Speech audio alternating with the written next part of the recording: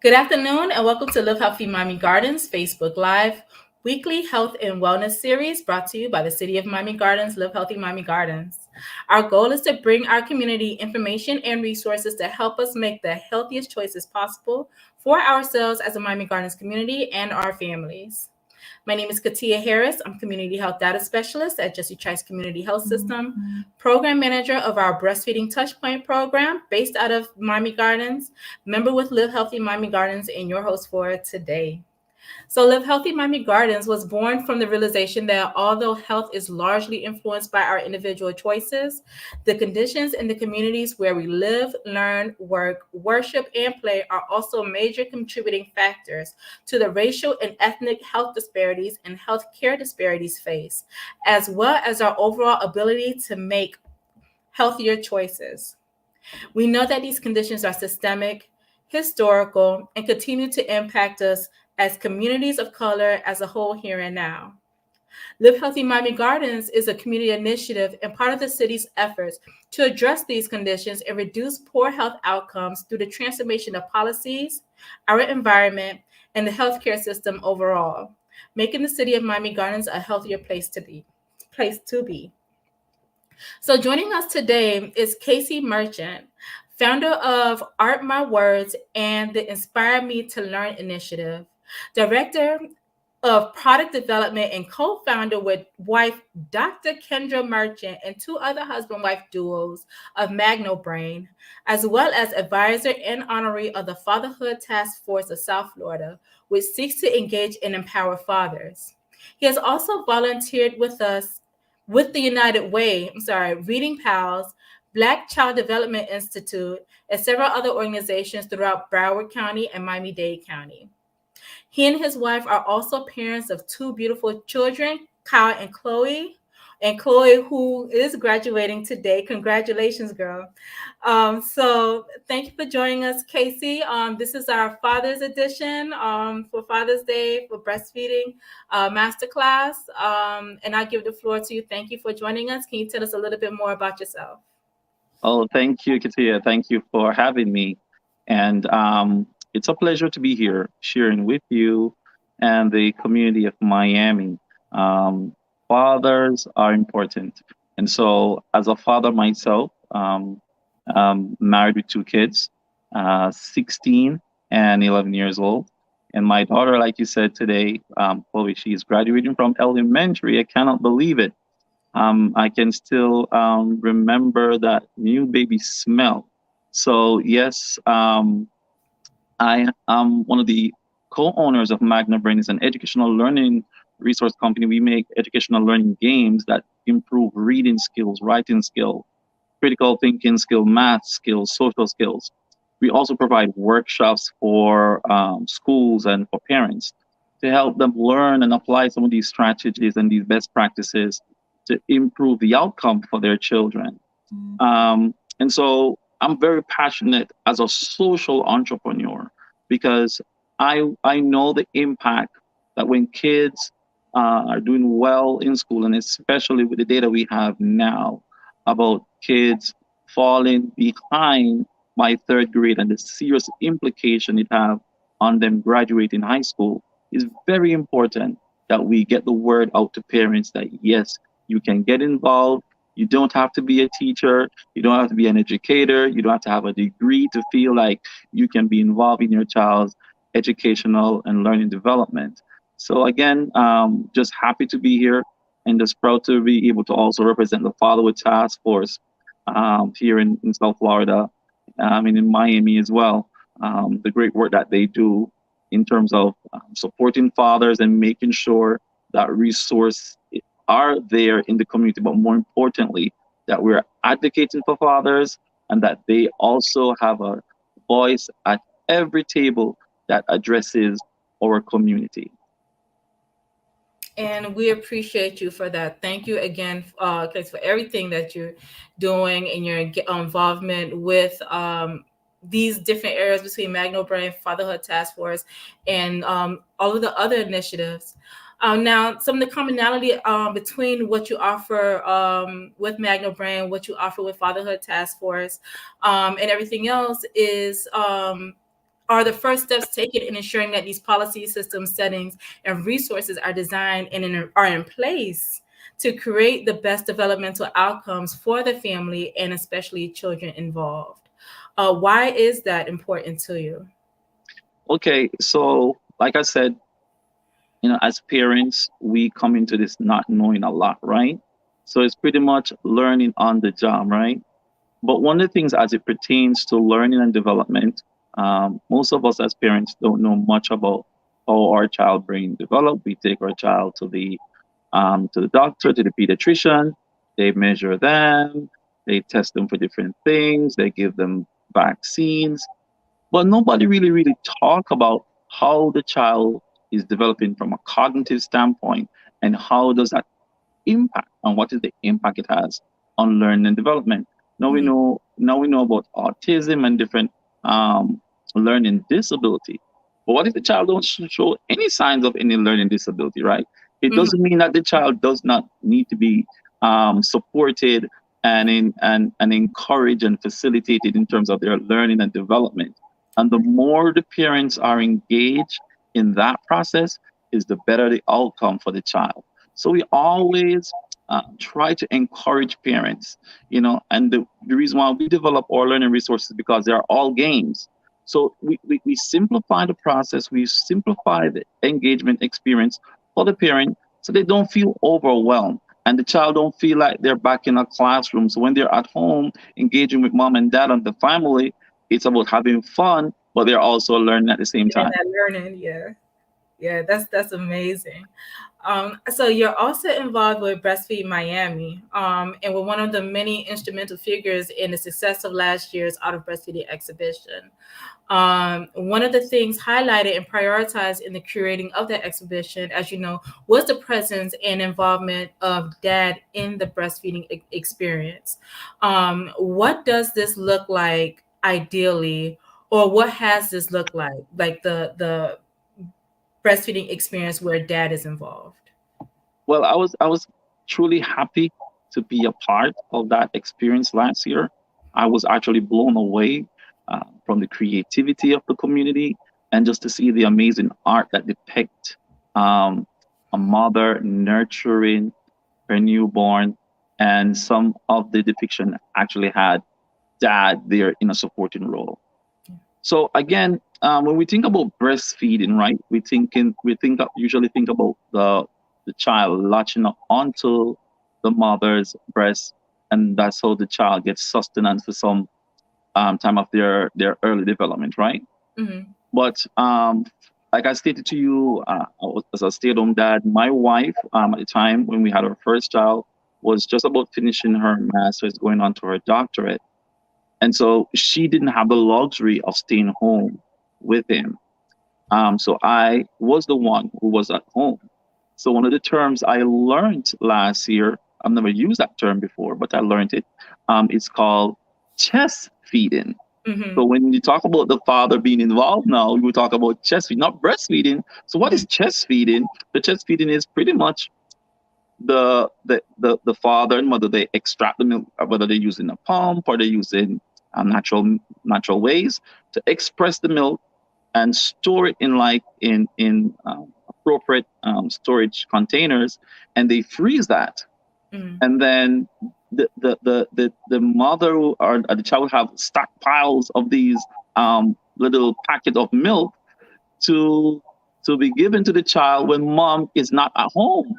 Hmm. And so dad gets to get involved in that process of feeding and nurturing the child. So Yeah. now you see dad as a nurturer, right? But more importantly, my wife didn't have to give up her career, stop her career, right? So it's that collaborative support where mom and dad working together for the best outcome of the child. So yes, being able to feed the child is very important, but ensuring that the child is actually getting the correct sustenance, because sometimes when the mother is not there, we jump to giving the child formula very early in the child development. And yes, it's a good supplement, but nothing is better than having that breast milk. So by having the support of dad involved in that capacity, and having the depiction in that art exhibit last year, and just the work that was done with the Kiwanis and everyone. It was amazing. So we are just happy to encourage parents, moms, dads, to get involved. It doesn't matter, because your child is going to reap the benefits when they have that kind of support. Right. And you kind of answered something I was gonna ask next, which is like understanding like some of the challenges and victories in that experience. But you shared it all in one, where the challenge is if you don't have that support system, or even when you do, some of the challenges in ensuring that you can still do. Being that tag team and being that partnership, and the victory that comes out of it when you do have that partnership, and you can balance, and both parents understand that both parents can engage in that breastfeeding experience. It's not just mom and baby, but it's dad and baby, dad, mom, and baby as well. What opportunities are there to ensure that breastfeeding isn't or doesn't have to be only a dyadic experience between mom and baby, but equitably includes dads? Like, what has there been anything that dads in your experience share that they would like to see, or what would you like to see more? Or if you could go back, what are some things that you would consider? Yeah, definitely. Before the child is even born, we need to make a concerted and intentional effort to educate dad about their role in that process, right? Because Yes. again, for most times, we're just thinking of the baby latching onto the breast, and that's it, right? But if dad at an early stage, even before the child came into the world, understood that there are times his presence is going to be so much an integral part of the child's growth and development, then the dad would, one, stick around if they're not married, right? Mm. Or we understand that not every situation is ideal, right? But what we want to encourage, however, is to ensure that the father understands how much his presence means to the child's learning and development. Something like skin to skin contact. So during that time, the child just came out of one environment and is in a new environment, and the child is developing their sense of smell. And one of the things by having that involved and engaged, the child gets to learn and get used to daddy's voice, the ears is being developed, daddy's smell, because Mm-hmm. how that might wear a particular cologne, or I have a distinct smell, or even daddy's skin. And what research shows that it's also mentally beneficial to the father to have that skin to skin contact and that bonding experience. So it is very important that we do our best to encourage dads to be involved in the child's development as early as possible, and to ensure the success of that bonding experience, but also for the child's development. Okay. So let me just start a scenario. Mom wants to quit breastfeeding, is tired, is intimidated by the process. What are three things, or at least one thing, but if you can name three, what are three things that dad can do to help support or encourage mom and baby? Okay, so like I said, when you have a newborn, I went through it as a stay-at-home dad. Okay. Okay, there's no child who breastfeed at the same time. I mean, that's one of the worst things we used to experience. When people come over and said, they would say, how much ounce does he drink, or how often do you feed him? And so there's this expectation that you're supposed to know, and the child is supposed to follow To the this schedule. straight pattern of feeding, but sometimes it doesn't happen that way, right? Do what they want. So so you need some flexibility, and that's why it is important that if you have a baby shower, put a breast pump on that. Make sure somebody gets you a breast pump, right? Because now you have that flexibility. Mom has to step out, right? She's not able to feed for some whatever reason. She's feeling sick. She might have a cold, whatever the case might be. Doesn't mean the child is going to know starve to death. No, it means that now you plan and prepare a little bit differently, and you, like I said, you can extract the milk, right? And you can supplement the breast milk with formula with the advice of the child's pediatrician. And so there are strategies that you can implement within your own home based on your own personal situation. Because yes, I understand not in every case the father lives with the mother, but even stacking the breast milk together, put it in the cooler, um, drop off the baby with dad, so mom can go get stuff done. Those are things that we can talk through and work out together, so that mom needs are being catered for, because she needs to go to see the gynecologist as well, right? Yeah. And also the baby is also needs is also met as well.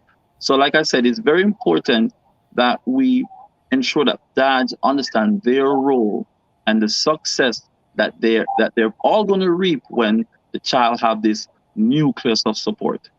Right. And just going back to your family's breastfeeding experience or overall experience, what has been your most memorable moment during the breastfeeding journey? Oh man, there's so many memorable moments. So like I shared this when we were at the event last year. Um, an engorged breast. Didn't know what that was. Didn't know what that meant. What? I'm sorry. An engorged breast. Oh, and Mm, okay. yeah, engorged. Right? Did I say it correctly? I'm always like Yeah, engorged. no, yeah. Engorged, right? You're good. You're good. So okay. My son didn't latch on in the hospital, so he wasn't really like taking the breast in the hospital. So what happened? My wife's breast became very hard, and we were having difficulty expressing the milk. Mhm. And so, um, one of the things that the doctor said, use warm compress, right? But because I'm a man, male, my hands are not as soft as the ladies, and so I went and I put the rag in some what I thought was warm water. So I put the rag in the warm water, and I brought the rag and I put it on my wife's breast, and she screamed because the Oh, rag was so hot. I said, "What are you trying to do?" oh So yeah, so that's something I had to learn no. Right. about, understanding the temperature at which you warm the baby's formula, or you warm the rag to support to do different things. So temperature is something I had to understand. Oh well, I have to be careful about how hot this thing is, and put it on, drip it on the top of my hand, and make sure that, oh okay, it's supposed to be that it should be lukewarm. So I had to learn that because I didn't know, right? Yeah. So that was one of the most memorable experience. And there was another time when um, I would take my son out of the crib to feed him, take him to my wife to be fed. And again, this is something critical. Everyone should understand this and should see how important this is, right? So I would take him out of the crib, and this child would scream, and the child would be crying. And I'm wondering, this child must hate me, because every time I try to take him out of the crib, he screams, he cries. And I'm not sure if you can guess what you think was the issue. You didn't have what mommy have. Huh? You didn't have what mommy have the to nurse. No. So No. as I take him out of the crib, he would always cry. What you think was? I'm going to give you a hint. It had to do with temperature. Remember, we'll just talk about temperature. What do you think it Oh, was? he was cold. He wanted to be cold. My hands were cold. Oh, your hands are cold. My Oh, okay. hands were cold. So where our bed was, of course, the vent is there. So I'm not thinking that my hand Yeah, are I didn't even cold. think about that And either. so when I take him, that the shock of that cold hand touching him, he's like, ah! He's screaming. Right? Oh, And so I had to learn now. Okay, so when I get up, I would put my hand under the faucet and warm it up a little bit, and so I will hold him. and that was more comforting, that was more soothing for him. So again, all these things, there's no university that you're going to learn. Probably I should write a book with all this these tips, right? But yeah, simple things like that, or you think they are simple, but they're very important to Mm-hmm. the health and the well-being of the child and the support of mom. Right. Yeah. Oh, that's so amazing. And I know those, and those are some memorable experiences. So, but again, just as you shared, it is on this journey is learning. You figuring out navigating what needs to be done, what you can leave behind, and just understanding some of the nuances of what's being of everything that needs to be done to support mom and baby and dad as well. Um, Getting into the the dynamics, culture dynamics, as well as some of the systemic dynamics when it comes to breastfeeding. You say you're from Jamaica. Yeah, I'm from the island. Yeah, Okay. So have you has that had any impact as a black man or as a Caribbean man? Has your call or your breastfeeding experience, has that played any part or had any impact on what you do, why you did it, how you did it? definitely. So again, being from the island, and Jamaica, um, we talk about social behaviors, right? Um, and so we we have always we were all raised to believe that there are certain things that are the mom's responsibility and there's something like the dad's responsibility, right? So being honest, I didn't see myself as the one who was going to stay home and take care of the baby, because culturally in my country, that you don't do that, that you stay home with the baby, that somebody would consider you a weak male, right? um, Not a strong male, but a weak male, because why are you home? You're supposed to be the breadwinner. You should be the one out there. Blah blah. Blah. That's lazy. That's whatever. But my being when I came here and having the experiences with different cultures, with different people, I went to the library. There were workshops. There were activities where they would allow you to come in with the mom and the dad, and do activities and learn different things. And you would see other guys there with the mom and you were like, oh, that's cool. So you felt like what you were doing was okay.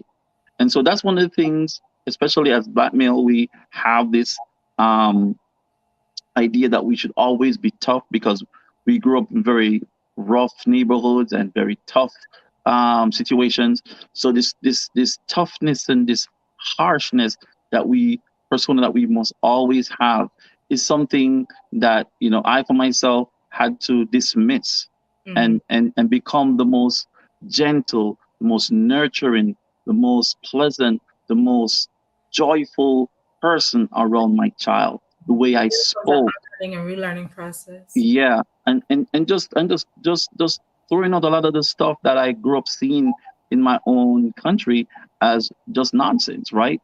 And just took that experience of being there, raising my child, and being there for him when he needed me most was more important than anything. So I think it is the fulfillment that you get from being able to support, nurture your child is something that you should never let anyone uh, deter you from, or you should never allow yourself to feel any way because you choose to be there for your child. Thank you. Yeah, I really appreciate everything you said about that, and it is important because, especially talking about culture, talking about society, some of the what we perceive as some of the expectations, or yeah, expectations from men or black men to be like this macho, and sometimes it's okay to be vulnerable. It's okay to be soft, not soft, but to be um I guess tender or nurturing, as you shared before, the importance of having, yes, the nurturing mother, but also the nurturing father is just as important, is just as crucial. I know we're getting close to the wrap up. So before we do, I do want to touch some on Fatherhood Task Force resources and some involvement in the community. I know there's some direct service opportunities, but it seems like you do a lot of direct action in your work, including the Fatherhood Task Force role in supporting the paternity leave bill. And I don't know if you could talk about that a little bit, or how that impacts or benefits the family dynamic as a whole, let alone the breastfeeding family. Yeah. So Hollis Werlin, who is the the the co-founder or the founder of the Fatherhood Task Force, has led many initiatives, um, both at the local level and at the state level. Um, and one of the things that I know that is very dear to her heart is to ensure that maternity leave is available, because those times that the parent is with the child is critical to the child learning and development. But for most families, most parents, most fathers, most mothers, because they have to go back to work to provide that roof, that shelter, um, they are not able to be there for their child, and they have to thrust their child into um, some of these daycare programs that are not the best thing for the child. So it's very important that we support any community action or active activities that promote ensuring that we have the financial support um, for parents during the at least first 6 to 12 months of the child development. And if they can get paid paternity leave, maternity leave, is it's going to be beneficial for us all as a society, because what you're going to end up having, you're going to have healthier children, and you're going to have happier parents to go back to work, right? So the overall benefit to us as a society, we're talking a lot about mental health and the mental well-being of parents is so crucial to the child's development, because when the parent is not doing well socially and emotionally, we see so many instances where the parent become the one who actually hurt or harm their child, because they're so stressed out. They become so detached from things around them and their family. So it can be extremely overwhelming. So having that kind of advocacy, and we're hoping that that is something that one day will be attained here in the state of Florida, and nationally as well, like other countries do. It is something that I know Holly means a lot to her. But we also have the Fathers in Education Week, and it's a collaborative effort with Miami-Dade School. And so every year we have dads who go into the school and we read to the kids, and it's just an Oh, amazing, amazing time. And so the Fatherhood Task Force is committed to making sure that fathers know how to speak up for themselves, know how to ask for help, know who to ask for help, and where to go get that support. So it's a strong advocacy organization.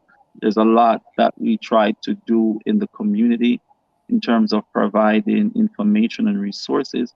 But the number one thing is to ensure that fathers um, have strong advocacy in our community as it pertains to getting the same support as moms do. Because we know when dad is healthy, mom is in a better position, the mhm. child is in a better position. So we must unite and advocate for these things for the fathers in our community. Most definitely. And I see it on the ticker, but just to reiterate, how can fathers get involved with the Fatherhood Task Force, or families? I don't know if it's just for dads to get involved in, or mom can get involved too. But how can those who are interested get involved with the Fatherhood Task Force? Yeah, so we have a website. The Father Task Force have a website, and you can always we have a contact us on the website where you can share some concerns that you might have with us. And if you are seeking, additional support, or you would love to become an advocate and a support of the Fatherhood Task Force, we'll more than be happy to help you. We always need more fathers to go out there and read to kids and do activities and support our community in these positive ways, right? Mm. So you can go to the website. You can go there. You learn a lot about the work that um, the Fatherhood Task Force have been involved in, the different organizations that they've worked with, and how you yourself can get involved. And then you said about can moms or do we have support? Everyone is welcome. The only difference with the Fatherhood Task Force, right, that from other organizations is that we are committed to ensuring that we speak specifically to the needs of fathers. It's not that we don't speak about moms or talk about mom, advocate for mom, but we ensure as an organization that there is a voice at the table for fathers. And so we are not talking about parents or families. We're speaking specifically to fathers. And as you said, this segment is in preparation for Father's Day. And so um, we want to ensure that fathers feel that they are a very integral and important part to the safety, the well being, and the success of the children in our community. Okay, thank you. And are there any final thoughts you want to share? Well, I would love to say thanks again for having me. It was a pleasure sharing with your audience and with the many families who might have an opportunity to see and hear what we have discussed today. But the number one thing I would love to leave with everyone who might have an opportunity to see uh, this video clip is that n- there's never been a time in this country that our children need all hands on deck, Mm. from mom, dad, to extended family. In the last few weeks, and I don't mean to go there, but we have seen so much trauma. Mm. Today, I dropped my son off at school, and as he was approaching the gate to get into the school campus, he was um, turned back, and there was a lady there frantically waving to the kids and ushering them back. And so I was like puzzled, like what was going on? And my son came back and he said, they said no school bags, no school bags. It's the last day of school, no school bags. Oh. And it's sad that we have gotten to a point as a country where we are terrified of school bags, our Mm. kids carrying school bags.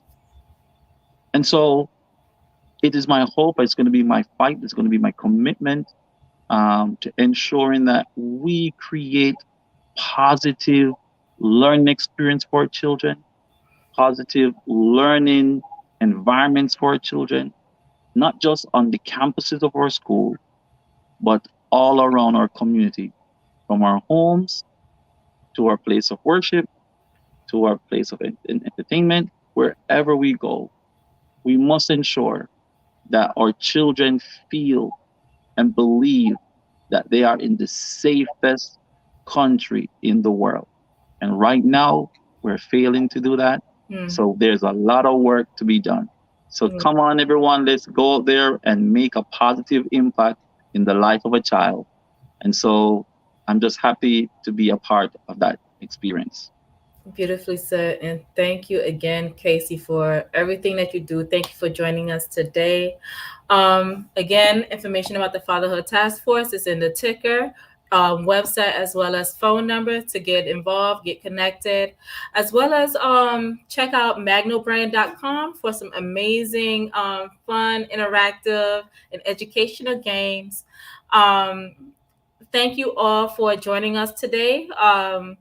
If you're tuning in live or if you're watching later the recording, feel free to, I believe we have a pre-Father's Day barbecue coming up on June 16th at 12 at the Senior Family Center, hosted from what I understand, hosted by Mayor Rodney Harris. You can register on cmgfathersday.eventbrite.com.